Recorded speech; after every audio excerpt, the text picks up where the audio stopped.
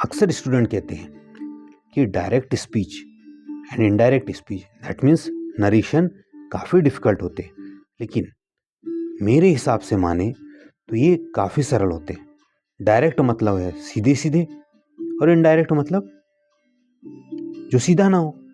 तो जब हम किसी के शब्दों को वैसा का वैसा ही लिखे जैसा बोला गया है तो उसे हम डायरेक्ट स्पीच कहते हैं, और जब हम किसी और के कहे हुए शब्दों को अपने शब्दों में कहे तो उसे हम इनडायरेक्ट स्पीच कहते हैं। तो मुझे लगता है इतनी बात आपको समझ में आ गई हो। चलो आगे तक देखते हैं क्या है। तो ये चीज़ें मैं अभी बता चुका हूँ, what is direct speech versus indirect speech. तो पहले तो हम सीधे देख ले कि हमें एग्जामिनेशन में क्या पूछा गया है। तो पहले इसको समझते हैं, उसके बाद में हम आगे की बातें समझेंगे। Neha said I want to open this book. तो ये आपका डायरेक्ट स्पीच में दिया हुआ है कि नेहा कहती है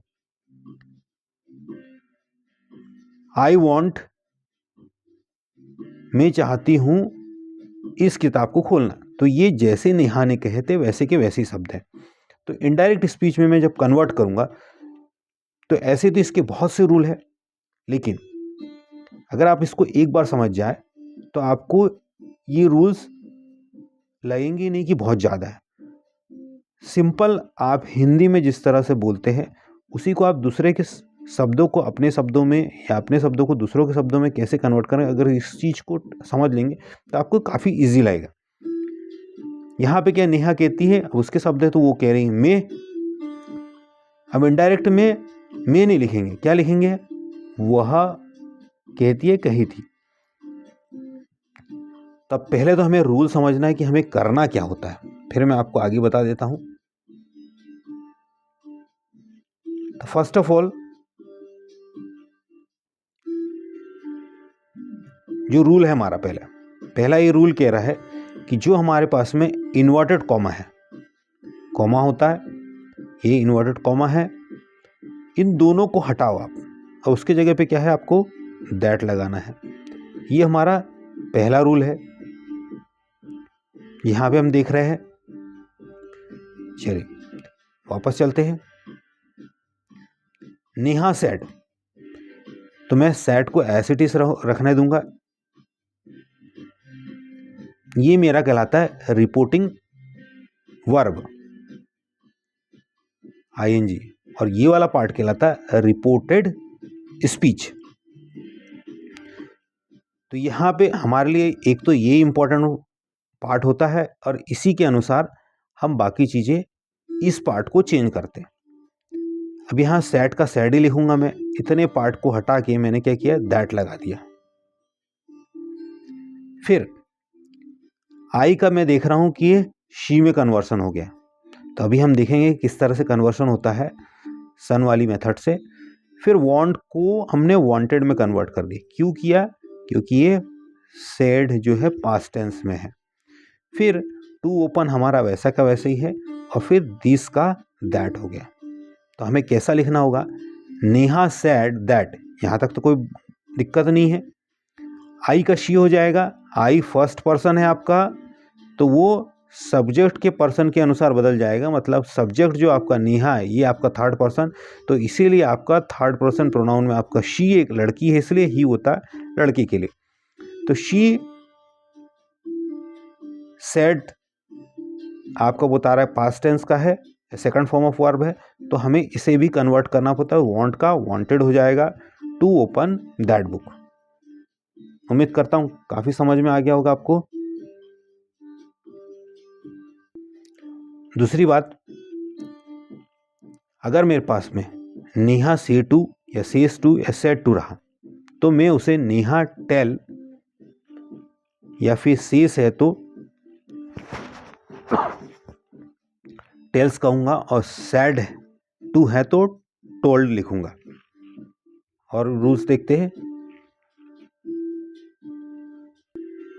आपके लिए एक और इम्पॉर्टेंट रूल याद रखना जो जरूरी है, जो है यूनिवर्सल ट्रूथ। अगर हमारे पास में रिपोर्टेड स्पीच में कोई ऐसी बात हो जो यूनिवर्सल सार्वभौमिक सत्य हो, जो किसी समय स्थान के अनुसार नहीं बदलती, तो उसे हम वैसा का वैसे लिखिए, चाहे हमारे पास में इधर जो आपका रिपोर्टिंग वर्ब है वो भले ही पास्ट में क्यों ना हो। नेहा सेड दैट, सिर्फ हमने यहाँ पे कन्वर्शन किया है दैट। फिर हाँ, यहाँ पे थोड़ी गलती हो गई, यहाँ सन की जगह द आना चाहिए था, सॉरी, द सन। आप यहाँ देख लेंगे तो यहाँ पे क्या हो जाएगा, the sun rises in the east. तो हम अगर देखें तो हमने कोई भी कन्वर्शन नहीं किया, सिर्फ हमने क्या किया कि नेहा सैड और ई इन्वर्टेड कॉमा की जगह पे दैट हो गया। और अब मैं यहाँ पे बोल रहा हूँ सन है, तो अगर ये द सन होना चाहिए, अगर नहीं होता तो आप the sun rises in the east लिखेंगे, मतलब कोई कन्वर्शन नहीं करेंगे। लेकिन सही तरीके से होना चाहिए कि यहाँ पे सन के पहले द हो। एक और पॉइंट समझते हैं।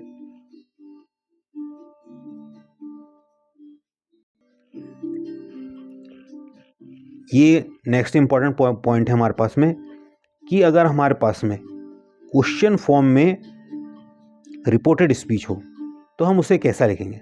तो उस वक्त अगर मेरे पास में सैड है तो मैं उसे आस्क लिखूंगा, या फिर कभी कभी हम इंक्वायर्ड वर्ड भी इस्तेमाल करते हैं, सी सैड। अब यहाँ पे हमें दैट की भी जरूरत नहीं है। वेयर ऐसी टच से रहेगा। फिर normally where are you going में हमारे पास में नॉर्मल सेंटेंस, इंट्रोगेटिव सेंटेंस में क्या होता है कि आपके पास में WH वर्ड के बाद में हमारा हेल्पिंग वर्ब आता है, लेकिन ये हेल्पिंग वर्ब अब यहाँ ना रहते हुए ये आपके जो सब्जेक्ट है उसके पीछे चला जाएगा, और यू जो है आपका आई में कन्वर्ट है, वेयर आई वॉज गोइंग हो जाएगा। अब ये सेकंड पर्सन यहाँ पे कुछ नहीं है, तो वहाँ पे आपको अपने समझ के हिसाब से आई का इस्तेमाल करना होगा। तो she asked where I was going.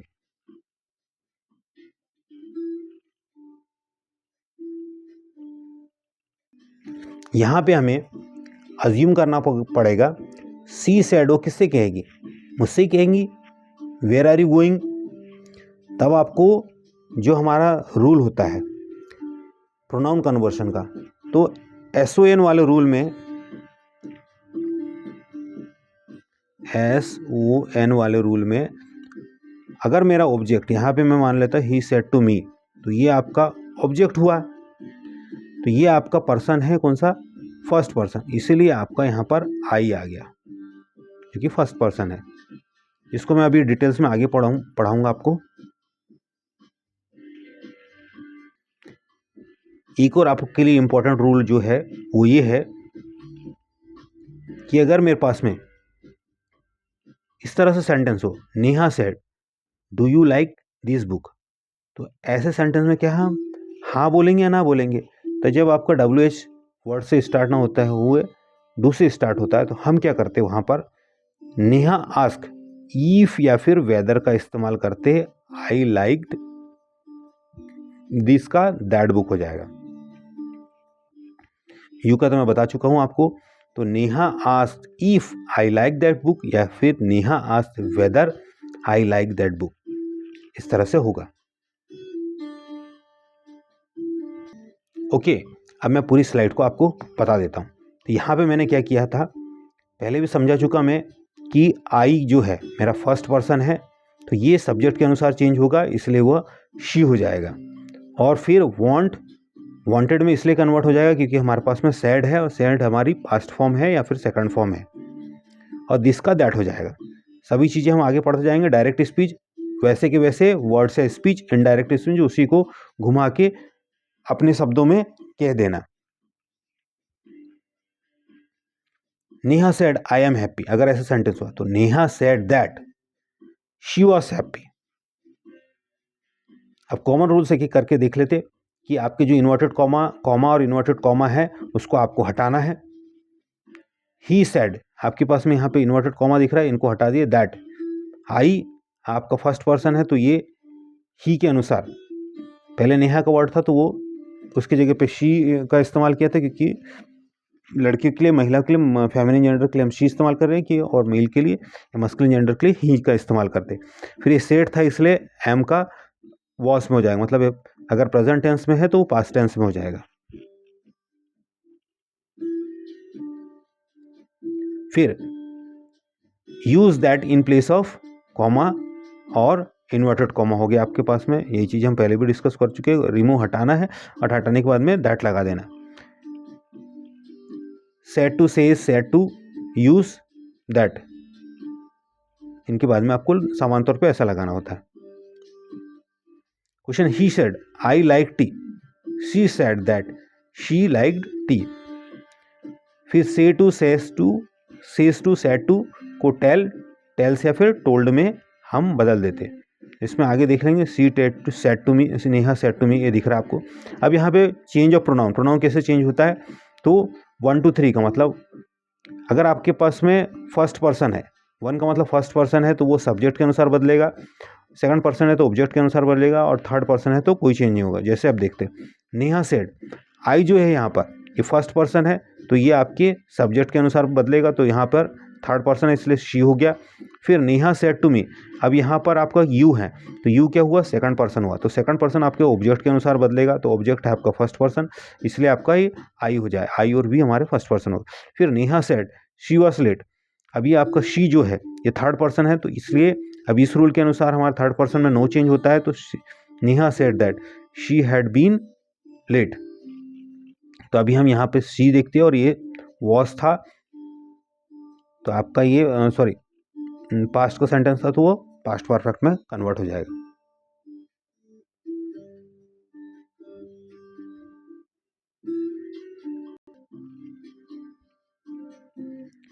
इस तरह का कन्वर्शन होना चाहिए। फिर change of tenses, present simple है आपका, मतलब इन्वर्टेड कॉमा का पार्ट अगर प्रेजेंट सिंपल है तो पास्ट सिंपल में हो जाएगा, प्रेजेंट कंटिन्यूस है तो पास्ट कंटिन्यूस है, प्रेजेंट परफेक्ट है past perfect, present perfect continuous है तो पास्ट परफेक्ट कंटिन्यूस हो जाए, पास्ट सिंपल है तो पास्ट परफेक्ट होगा, और पास्ट कंटिन्यूस है तो पास्ट परफेक्ट कंटिन्यूस में कन्वर्शन हो जाएगा। तो पहले 4th आपके प्रेजेंट के पास्ट में जा रहे हैं, बाकी रिमेनिंग 2 है जो ये पास्ट के है तो वो सिंपल वाला आपका परफेक्ट में जा रहा है, कंटिन्यूस वाला परफेक्ट कंटिन्यूस में जा रहा। चलिए 1 by 1 इसके एग्जाम्पल भी देख लेते हैं।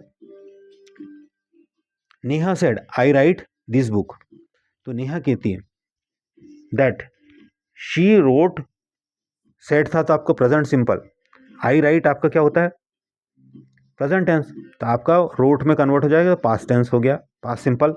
वैसे सेकंड देखा, Neha said I am writing, तो ये आपका प्रेजेंट कंटिन्यूस, तो आपका क्या हो जाएगा वॉज राइटिंग, पास्ट कंटिन्यूस में कन्वर्ट हो गया ये।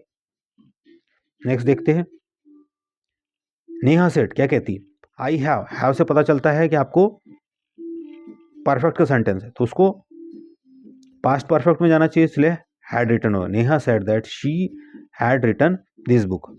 वैसे हम देखते हैं अगला वाला कि अगर हमारे पास में हैव बीन राइटिंग, मतलब आपका ये क्या हो गया प्रेजेंट परफेक्ट कंटिन्यूस का सेंटेंस है तो उसे पास्ट परफेक्ट कंटिन्यूस में चेंज हो जाना, तो आपका सिर्फ यहाँ पर हैड कन्वर्शन होगा, बाकी ऐसा कैसे ही रहेगा। अगला देखेंगे,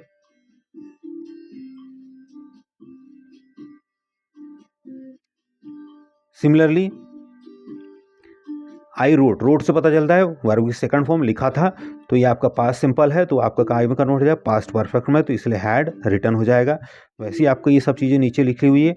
फिर Neha said that I was writing, मतलब ये क्या हुआ पास्ट कंटिन्यूस होगा, तो उसको काय में कन्वर्ट होता पास्ट परफेक्ट कंटिन्यूस में कन्वर्ट हो जाए, तो हैड बीन राइटिंग हो जाएगा। इसके लिए आपको पूरे टेंस पता होनी चाहिए। ये हमारे पास में टेंस चार्ट है, तो आप इसको शॉर्ट इमेज ले लीजिए और समझ लीजिए। अगला रूल है हमारे पास में कि अगर मेरे पास में रिपोर्टिंग वर्ब, मतलब ये वाला पार्ट प्रेजेंट में है या फिर फ्यूचर में है, तो आपका जो रिपोर्टेड स्पीच का टेंस होता है वो बदलता नहीं है।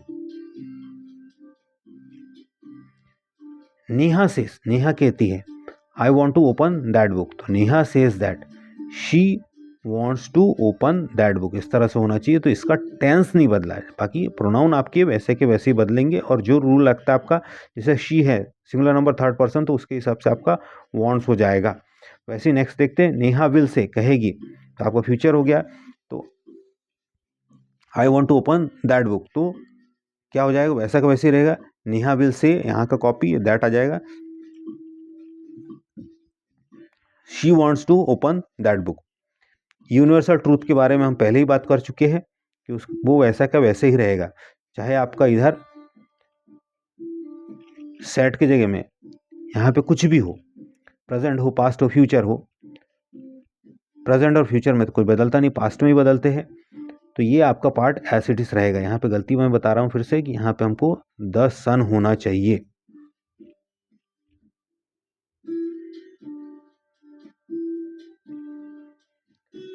टाइम वर्ड्स को देखना होता है कि टाइम, जैसे नाउ अगर हुआ तो आपका देन हो जाएगा, टुडे है तो दैट डे हो जाएगा, एस्टरडे है तो प्रीवियस डे हो जाएगा, टुमारो है तो द नेक्स्ट डे हो जाएगा, लास्ट नाइट है तो द प्रीवियस नाइट हो जाएगा। ही said I will go tomorrow, तो ही सेड दैट, विल का वुड हो जाएगा, ही वुड गो। टुमारो की जगह पे क्या होना चाहिए, द नेक्स्ट डे। अब प्लेस का भी देख लेते कन्वर्शन कैसा होता है। तो दिस है तो दैट हो जाएगा, जो हम शुरू से देख रहे हैं एग्जाम्पल में। दिस का दोस हो जाएगा, हियर का देयर हो जाएगा। She said these are my books, तो she said that those were my books. अब सेड के कारण वो वर में कन्वर्ट हो गया। अब हेल्पिंग वर्ब अगर है उसको कन्वर्ट करना, तो अभी तो हम एग्जाम्पल देख चुके हैं। विल हुआ तो वुड हो जाएगा, कैन है तो कुड हो जाएगा, मे है तो माइट हो जाएगा, शैल है तो शुड या वुड हो जाएगा।